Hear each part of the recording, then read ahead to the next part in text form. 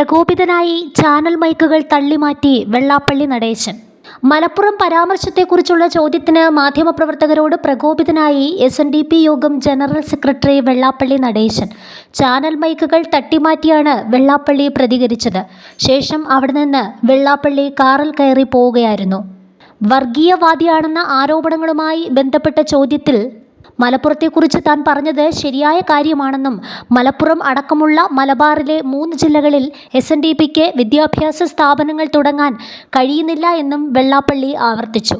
SNDPക്ക് സ്ഥലമൊക്കെ ഉണ്ടെന്നും എന്നാൽ അനുമതി കിട്ടുന്നില്ല എന്നും അദ്ദേഹം പറഞ്ഞു. കൂടാതെ മുഖ്യമന്ത്രിയുമായി കാറിൽ കയറിയ വിവാദത്തിലും വെള്ളാപ്പള്ളി രൂക്ഷമായി പ്രതികരിച്ചു.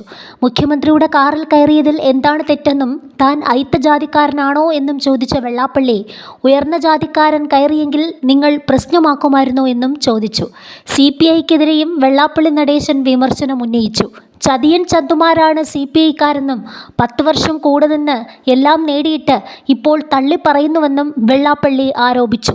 വിമർശിക്കേണ്ടത് പാർട്ടിക്കുള്ളിലാണെന്നും പുറത്തല്ല ഇങ്ങനെ വിമർശിക്കേണ്ടതെന്നും പറഞ്ഞ വെള്ളാപ്പള്ളി മൂന്നാമതും പിണറായി തന്നെ അധികാരത്തിൽ വരുമെന്ന വാദവും ആവർത്തിച്ചു. മലപ്പുറം ഒരു പ്രത്യേക രാജ്യമാണെന്നും പ്രത്യേകം ചില ആളുകളുടെ സംസ്ഥാനമാണെന്നും മലപ്പുറത്ത് സ്വതന്ത്രമായ വായു ശ്വസിച്ചും സ്വതന്ത്രമായ അഭിപ്രായം പറഞ്ഞും ജീവിക്കാൻ സാധിക്കുമെന്ന് തോന്നുന്നില്ല എന്നുമായിരുന്നു വെള്ളാപ്പള്ളിയുടെ വാക്കുകൾ. ഏപ്രിൽ മാസത്തിൽ SNDP യോഗം നിലമ്പൂർ യൂണിയൻ സംഘടിപ്പിച്ച കൺവെൻഷനിലായിരുന്നു വെള്ളാപ്പള്ളിയുടെ വിവാദ പരാമർശം.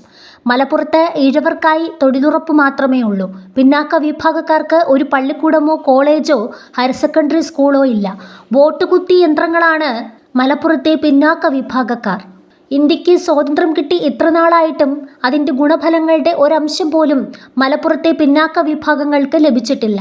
വോട്ട് ബാങ്ക് രാഷ്ട്രീയത്തിൽ തകർന്നടിഞ്ഞത് ഇവിടുത്തെ പിന്നാക്കക്കാരുടെ സ്വപ്നങ്ങളാണെന്നും വെള്ളാപ്പള്ളി പറഞ്ഞു.